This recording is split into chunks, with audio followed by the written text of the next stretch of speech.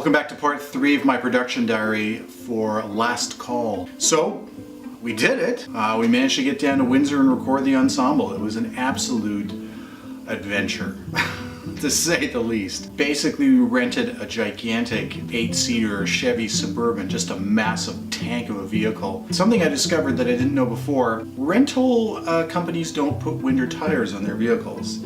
And anyone who knows what it's like to drive in winter conditions, it's kind of crazy driving without them. So anyways, I had this massive tank and did the rounds in Toronto, picking up all the crew. By crew, I mean, of course, our musicians. And we started making our way down to Windsor. We got absolutely hammered by a crazy winter storm.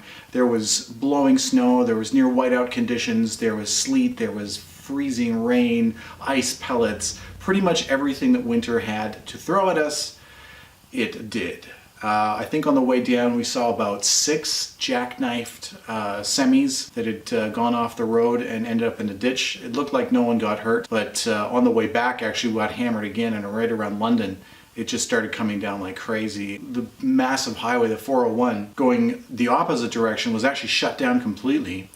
And we saw what the reason was, and it was a gigantic pileup. I think there were like 10 semis plus tons and tons of passenger vehicles, and it did not look good. So it was pretty scary driving, but I had 7 lives and very expensive instruments in tow, so I felt compelled to drive as if I was a professional.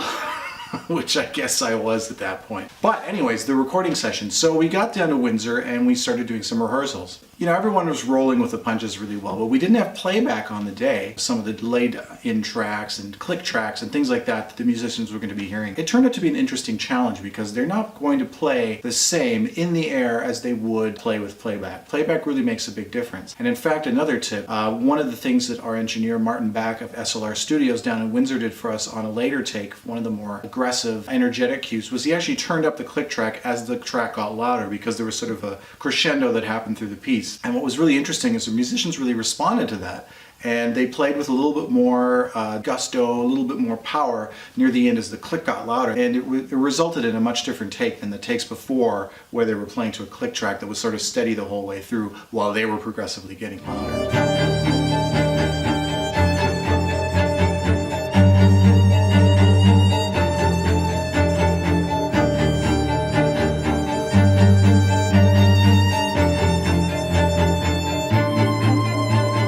Musicians were absolutely amazing. I was just so impressed by their sense of humor, their rolling with the punches, and in general they just played with so much emotion, so much passion and focus. And I mean, it was a real Olympic feat for them even just to get through the score, because one time through, you know, that's the entire movie, and they've got all that emotional stuff that they're going through in terms of the score itself, but they're also just like the actual physical act of playing that much music in such a short sitting, getting a little bit of a break and then going right again, and on top of all that, doing it in front of an audience. So you have a bit of that pressure, you know, to just get things right and to nail it on the first take. But we got through it. I was super happy with the music. I was super happy with their performances.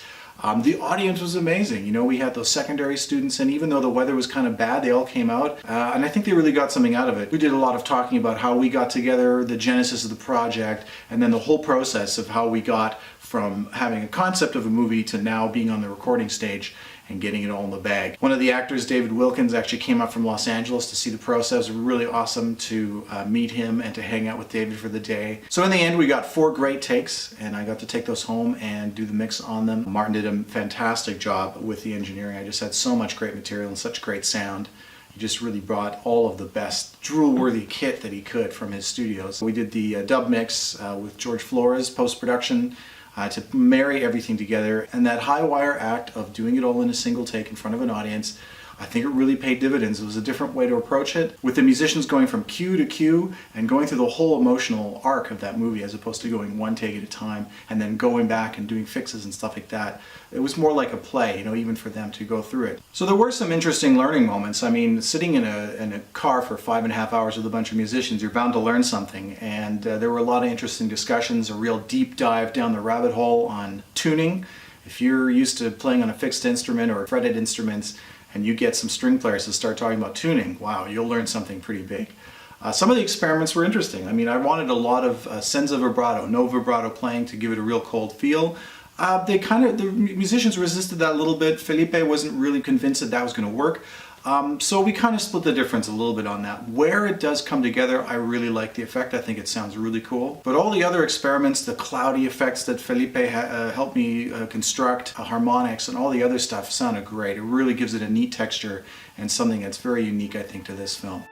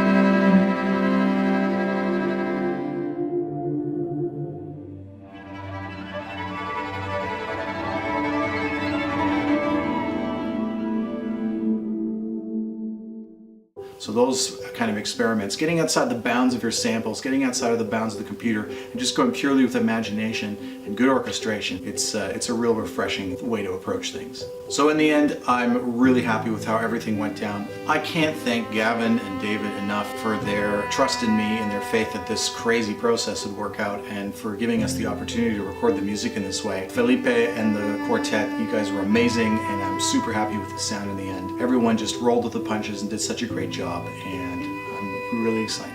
Thanks a lot for watching this production diary. I hope you enjoyed it, and give me a like if you liked it, and subscribe if you haven't already, and I'll see you guys in the next one.